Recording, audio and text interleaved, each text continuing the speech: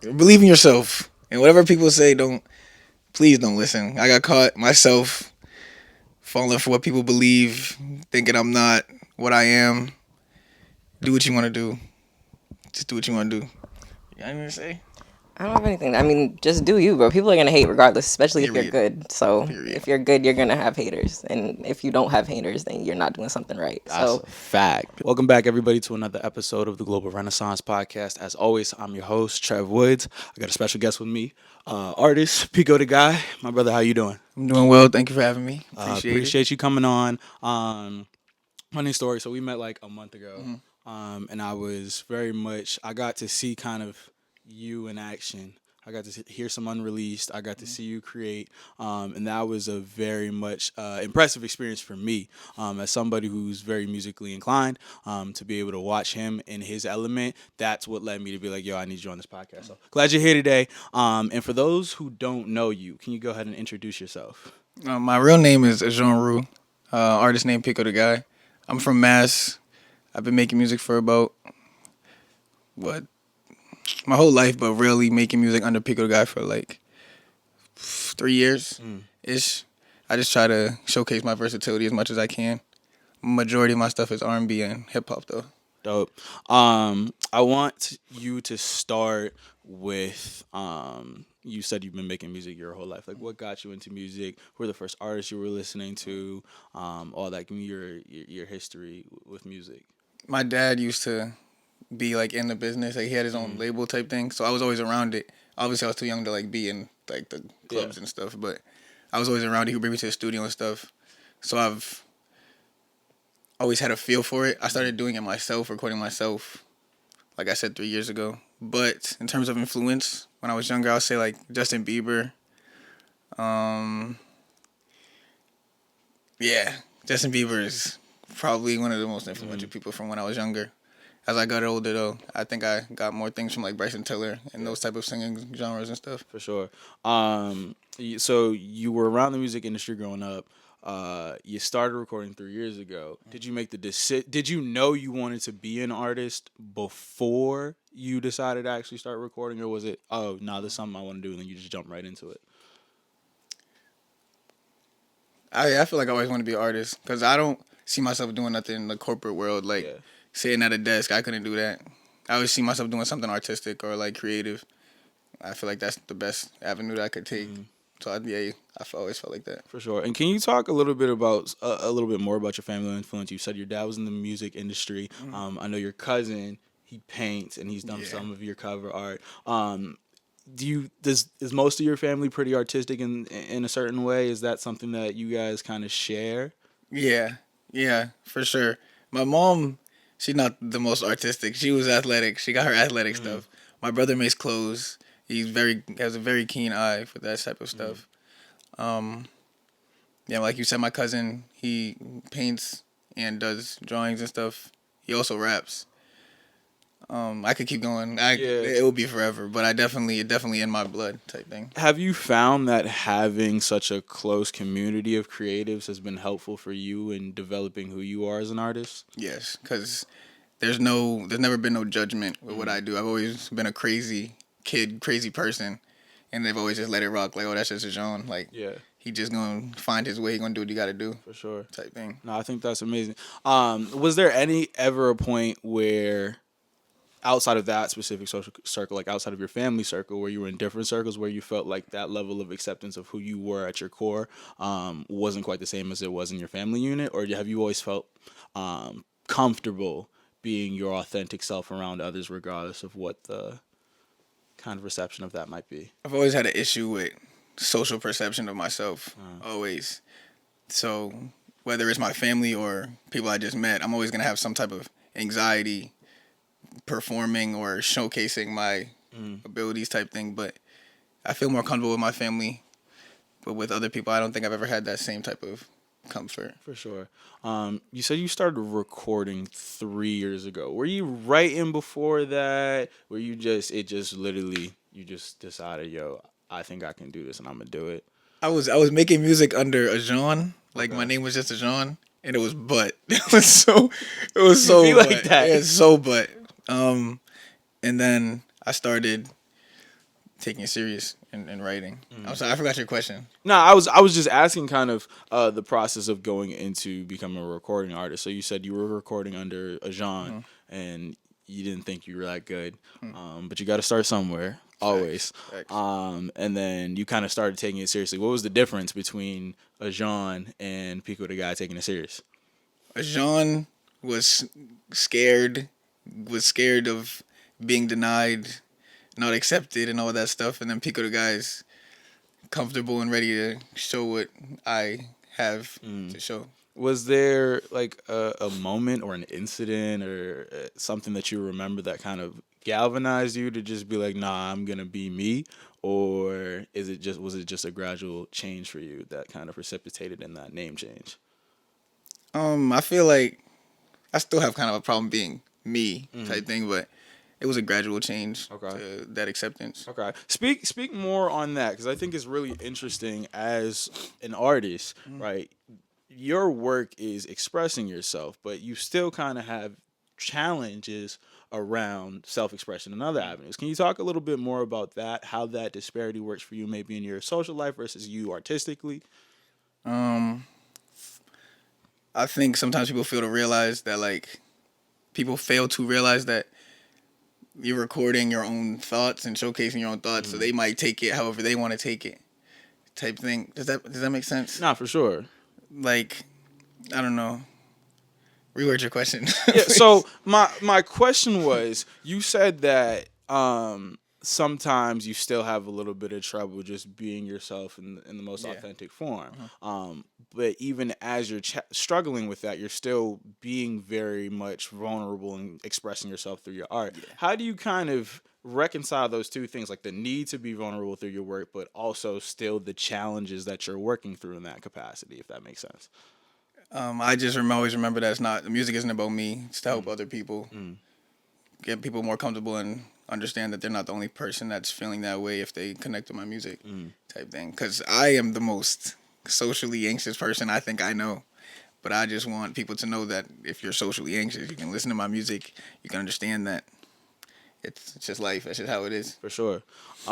Talk a little bit about your creative process. Like I said, I was fortunate enough to be privy to seeing you create, heard some unreleased stuff. You have quite the array of sounds that you can tap into, both in terms of the instrument and the instrumentals you choose, as well as what you do with your vocals. Talk to me a little bit about the process for you. What does it look like when you decide, all right, I want to make a song? You go find a beat, you go get someone to make you a beat, you making the beats yourself. Like, how does that process work for you? Usually starts, I just tell myself I feel like recording. I record off my computer, so I don't really go to the studio. I need to start going to the studio, but I find a beat on YouTube, and then whatever I'm feeling, I just put it on the track type thing. Yeah. Do you mix your own stuff or you send it off to somebody? Yeah, Okay. So you're doing everything yourself. Do you feel like that's more advantageous for you in the stage you are as an artist, or do you feel like it would be beneficial for you to be working with other people, be in kind of larger studios to work with an engineer, maybe work with a producer? Like, how do you feel like that the way you record affects your artistry? I think it's better, and if I want to, in terms of branching out, it's not better. I should make more connections in terms of branching out, but comfortability, price, money, all of that is much better on my own. For sure. Because I don't got to worry about people judging me on what I'm saying and how I'm saying it when I'm recording. Right. I can just do it and get it done. Right. If you're deciding to, well, first of all, you have a lot of music that you put out this year. You're pretty prolific in terms of your releases. What's the step from, okay, I've recorded, to this is gonna get dropped? How do you know? How long does it take to mix? How long does it take for you to decide on cover art? Am I going to put this as a 3-pack? Is this going to be a single? Am I going to do like a 7-song EP? What is that process like? Take me through that. Majority of the time, I don't finish a song in one sitting. So I usually start it, finish it another day, export it, send it to my manager over here. She lets me know what it's like, if she's liking it, if she thinks people will vibe with it. And then we both come to the conclusion if I want to put it on like a project alone, things like that. Majority of the stuff that I do goes through her. Gotcha. Big manager things. Got you. We should have mic'd you up. Don't talk. We should have. Pause that. All right, we're back. We got to do a little set change. Manager, Miss Jaylen René is here. Yes, hi. Introduce yourself, please. My name is Jaylen René. I'm his cousin and manager. How long? I don't know. It's been about a year since we kind of decided to take that route, just because, he's always been making music since he was younger. But I think I kind of started becoming more involved with his music when he started sending me it. And I was like, damn, this is kind of good. Like, we need to do something with this. Yeah.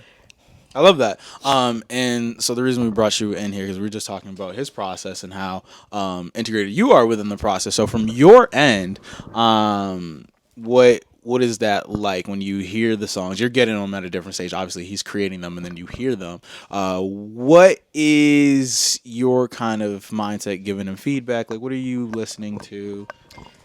That's very crazy. Yeah, like what's your mindset going into it? Like what are you listening, what are you trying to hear within it? Are you going into it with an open mind? How's that work? Honestly, I never know what he's going to send me. He's one of the most versatile artists out. So I really never know with him. But I've been trying to push him down the R&B route for like a long time because he can sing, So I feel like that's not really showcased in the industry a lot nowadays, men who can sing. But I think I'm biased a little. Everything he sends me, I love. But with him, I think it's more of how he feels about it, honestly. Because I can love a song and he'll be like, yeah, it's never getting released. So I think usually we have the same thought process surrounding it. Sometimes, like, I'll go on YouTube, find a beat, send it to him. If he likes it, he'll make a song. 9 times out of 10, he's like, it's not getting out. But, usually with him, it really just comes down to what he likes and if he likes the sound. Usually we're on the same page, but sometimes we're not. Gotcha. Now that makes a lot of sense. I'm very interested, Jean, for you, like, of all the songs you like, how many songs do you think you record in, let's say, a month? Depends on the month. Some months I will record like 40 songs. Some months I'll record 2 songs. Right. It just really depends on how I'm feeling. Because it's like I don't have the studio hours because I'm doing it on my computer. So I don't gotta write music and then go to studio and record it. Right. I'm just like, let me go make a song type thing. Yeah, I think that's important, and that kind of gets to when I ask about your process. You create when you feel like it. You don't ever feel rushed to do it, and I think that's important because there are a lot of times, especially when you're trying to commercialize art, where it's like, I got to do this, I got to do that, I got to do it within this time frame, but it ends up creating a worse product. So you having the advantage of just, I'm going to do it when I feel like doing it, you feel like that's beneficial to the outcome? For sure. Like I said before, I don't usually finish a song. Sometimes I do, but sometimes I don't finish a song like in the first sitting. And if I was to do that in the studio, then it would be like a different vibe. You know what I'm saying? Like, but me doing it myself makes it way easier. Whatever I want to hear, whatever I want to add, I could just do it without somebody giving me an opinion. I'm like, no, I don't think that sounds good type thing. It's way more comfortable. So as far as the last 3 years, actually, you know what? No. Has there been a stylistic change between when you first started recording under a Jean versus where you're at now? Or you feel like you've just tightened up in terms of some of the more technical stuff? I think I was just trying to find my sound before. I don't really think I had a style. I was kind of emulating what I enjoyed to hear to try to find my own sound. So, like, say I like the song that I just heard last week. I'm going to find a beat that sounds like that. Right. And then rap like that person. But as of now, it's just I found my style, trying to find that. Taking that avenue, I found my style. Gotcha. No, that makes a lot of sense. You mentioned like when you were younger, Justin Bieber was like an influence. Are there any other artists like when you were starting off, you were looking at them like, okay, I want to kind of do something along those lines? Justin Bieber. Justin Bieber's just the Justin guy. Bieber. He's just the guy. I remember elementary school. Everybody would be like, oh, Justin Bieber, da-da-da-da-da. And I was the only one in there like, Justin Bieber's tough. Nah, like, I was what are you talking about? sure. I believe it. Everybody was hating on him, and he was really tough. Well, that's a fact. And I think that does point to an ear that you had. Because I was definitely hating. I was hating, but I think when you recognize greatness, especially at that young of an age. Like that points to an ability and a talent that you have, which I guess carries you through. Speaking of talent, I always wonder, like, when you look at your abilities with music, how much do you feel like it was like, yo, I was kind of just born with this. I'm just naturally nice versus like I work real hard. Like, obviously, it's a little bit of both. But for you, do you feel like a lot of your ability is just attributed, like, yo, I was just blessed with this kind of musical inclination? I think I was just born with musical inclination because there's multiple things that I go through on like a daily basis where I be like, I know nobody else thinks like this. Like, I'll think of things in like fours, which is like musical numbers Yeah. and things, or like I'll be on the street. I've never heard anybody else do this. I'll be on the street, the song will be going, and I'm trying to move my head left and right with the street. I don't even know how to explain it with the beat. Like it's it's weird, but I get it because I grew up musical household. I don't know if y'all can see behind me. My drum set's back there. There's a keyboard over here. Like I grew up playing music. I grew up in church, and so I hear certain stuff and I'll do certain stuff. So I completely get that, and that's kind of why I wanted to ask you that because I know there are some people, especially. I mean, you guys can tell me if you feel the same way. I feel like the music industry right now, it's a lot of people who aren't particularly the most talented or skilled. They have something going for them, but it might not necessarily be musical ability. facts. And so for you, when you look at yo, I'm really, and he's like really nice. I mean that like he played. I don't know how many unreleased you played, but it was like they was all different genres, all different sounds. I was Appreciate you. legitimately impressed. And so being somebody who you have the ability, you have the skill, you have the talent, the quality is there. What is your outlook looking at the landscape of a music industry where that's not necessarily the thing that gets rewarded?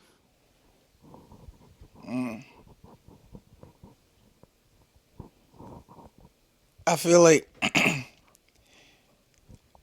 don't know. That's a great question.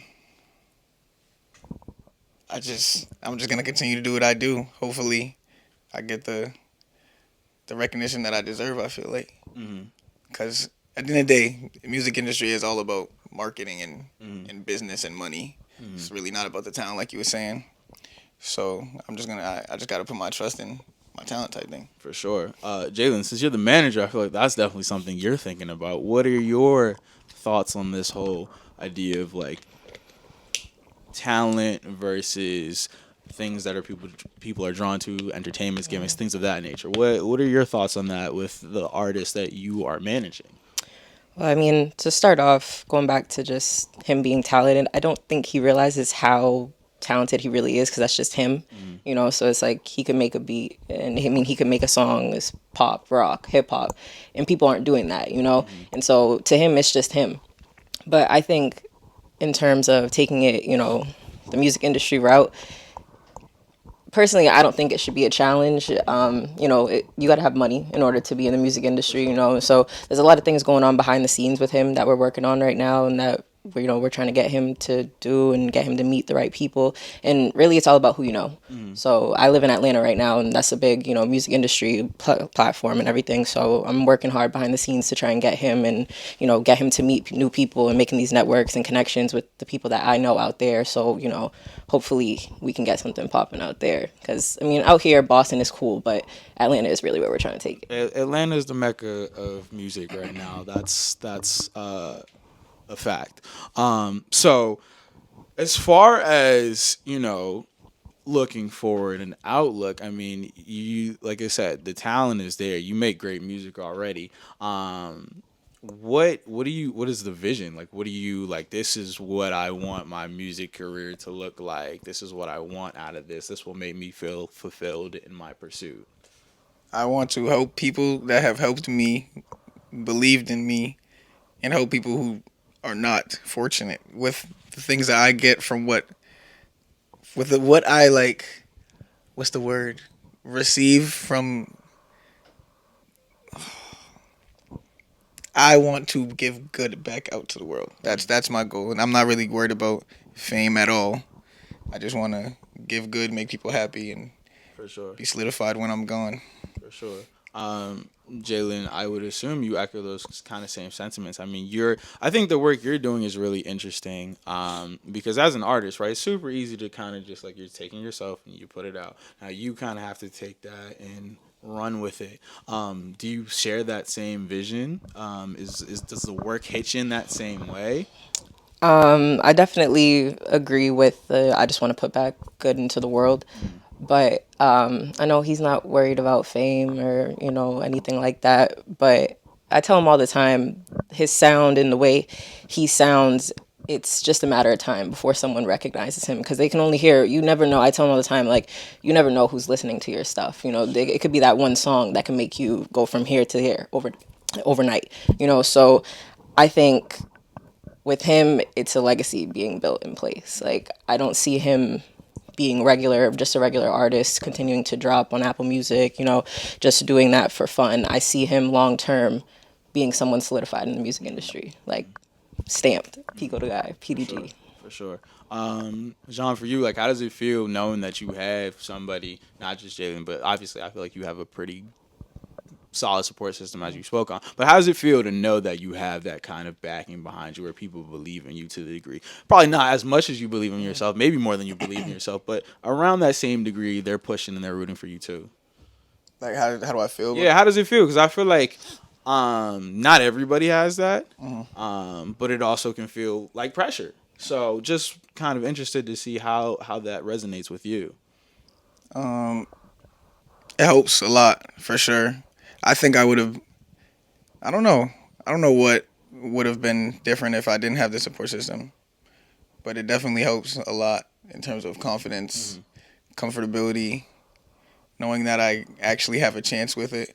I don't think I would be as comfortable as I am if I didn't have the support system. For sure. No, that's dope. I want to get into some of the tracks that you've dropped this year.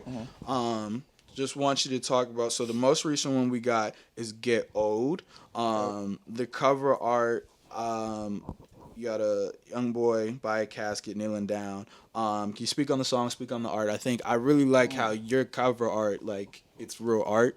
I think that's a valuable thing. There's a lot of cover art that's just a picture, and do what you want. But I think when you put some intention behind it, it adds to the product. So, talk to me about the song. Talk to me about the art. Talk to me how it came together and what it means to you. I'm glad you picked that song because that's actually one of the deepest meanings, crazy deepest meaning songs I've made. That song it's called "Get Old" because there's a line I have my friends that are 6 feet under, and we had plans to get old. That sadly got cut short. I couldn't see them get old. The cover art is the depiction of me next to the casket, head down on the casket. It's very somber, self-explanatory type thing. And I got the hairstyle, so it really is me when I was 16, 15, 17. Yeah, it's about how I lost my friends, and a lot of lines in there that are real life, real. You feel it. It can connect with a lot of people. It goes back to, like I said before, with how I really make music for other people and stuff. If I was to hear that when I was younger, and I'm like, damn, I'm not alone. I can get through this. Whatever. I would have been lit. But yeah, that's a powerful song, and I think why I was so curious about it is because you can feel it's a vulnerable song. Again, the cover art says a lot, which is why I think having good cover art is useful because it gives me. I think just with the content of the song, you can figure it out. But if you didn't know, right now you got this cover art. Jaylen, for you, when you first heard the song, how did it come? Because I know my first listen, I was like, okay. Wait, when did you first hear it? I think I first heard it when it was 3/4 way done. We didn't finish it yet, and then I was like, bro, you got to finish that. He had plans to finish it, but it was just with him, I just expect it. I expect a finished song to come whenever. He does it on his time, but when he finished it, I was like, yeah, this is it. This is one of them. I love it. That's actually one of my favorite songs. Outside of All Okay, that's one of my favorite songs for sure. This one, like I said, fantastic song. We'll have the link to all your music stuff in the description, but definitely go check that song out. Again, it's called "Get Old." It's the most recent one you've released as of right now. All platforms. Who knows where it'll be in 5 days when we drop it. I got another song dropping next week, I believe. Perfect. We can talk about that after, though. Yeah, if you want to talk about it now, we can. I want to get into Nightingale Poetry as well, the EP. Again, I like cover art's great. Yeah. Did Jordan do this? I actually made that with AI. Oh, wow. Crazy, right? Okay. Same with Get Old, but okay. I put the specific prompt and stuff, but it came out with that. Oh, Yeah, that's super dope. So you got 3 songs here: "Miracles," "On Edge," "Slow Down." "Miracles" you dropped a little bit earlier in the year, yeah, it's a right? single. So those 3 songs, why'd you package them together? Anything specific about any of them that you want to speak on? Um, Not really. It was more of like a. I just wanted to put out a R&B piece, like a project of R&B, rather than just one song. Um, Miracles went out first as like a teaser for that type of genre type thing, but I don't think there was any prior feel to it. Got you. So as you're kind of again bending genres and keeping yourself fluid as an artist, when you do something like that, where you're like, okay, I'm gonna throw out some R&B vibes. Like, is it exciting? Do you get a little bit nervous to see how the response is, or you're just like, I mean, I like it, so I'm cool. I think I've gotten to the point. No, let me not lie. Let me not lie. I am trying to get to the point of not caring about the outside perception. Like I said, though, I'm very like an anxious person, so I kind of care what people think. But um,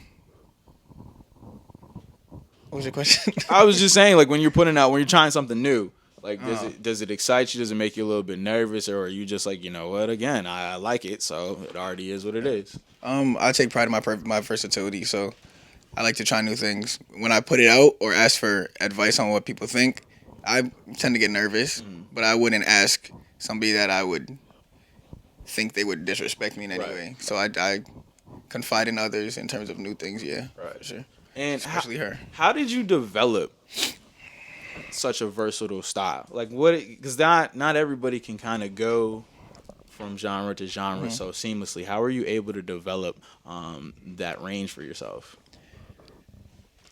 I think it's all in the support, like around me, honestly. Like, cause when I was younger, like I said, like my family, I would really be around the crib just doing whatever I want. When I feel like other families and other people would be like, "Oh, Sean, stop! Like, go sit down, go chill out."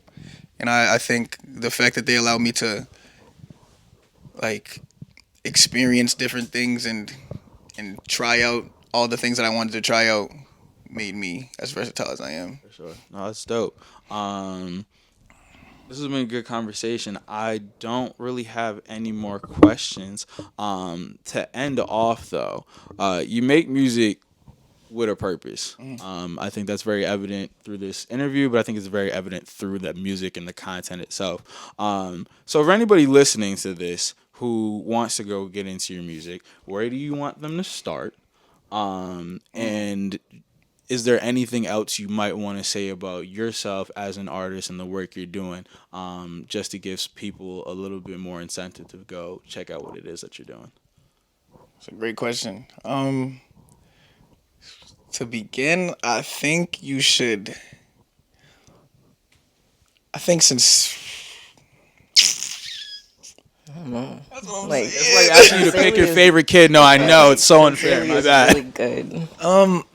I would say long live D or LODY, but that because that's the staple for real for PicoDaGuy. But I think sincerely, if you want to hear the staple LODY, but if you want to hear when I'm comfortable in all the versatility, all the things that I can do, sincerely for sure. They're both albums. They're both out now on all platforms. Gotcha. Those will all be linked in the description for y'all to go check out. Once again, it's been a fantastic conversation. Where can people find the both of you at on social media? You can find me at Jaylen René on Instagram. That's really what I use the most. You can find me at Pico Gelato, 2 O's at the end on Instagram, and Twitter is PicoDaGuy. And PicoDaGuy on all streaming platforms. You guys know where to find me on socials. My personal page is _Trev Woods on Instagram, Twitter, and TikTok. The podcast page at the Global Renaissance Pod. Same thing, Twitter, TikTok, and Instagram. John, anything you want to close us out with? Believe in yourself, and whatever people say, please don't listen. I got caught myself falling for what people believe, thinking I'm not what I am. Do what you want to do. Just do what you want to do. You got anything to say? I don't have anything. I mean, just do you, bro. People are gonna hate regardless, especially if you're Period. good. So Period. if you're good, you're gonna have haters, and if you don't have haters, then you're not doing something right. That's So a fact. Period. That's a fact. All right, this has been another episode of Global Renaissance Podcast. Appreciate you guys for coming on. Appreciate y'all for tuning in. If you're on Apple Podcast, Spotify, any audio platform, I need a rating, 5-star review. If you're on YouTube, like, comment, subscribe. You know the vibes. This has been another episode, and I'll catch y'all on the next one.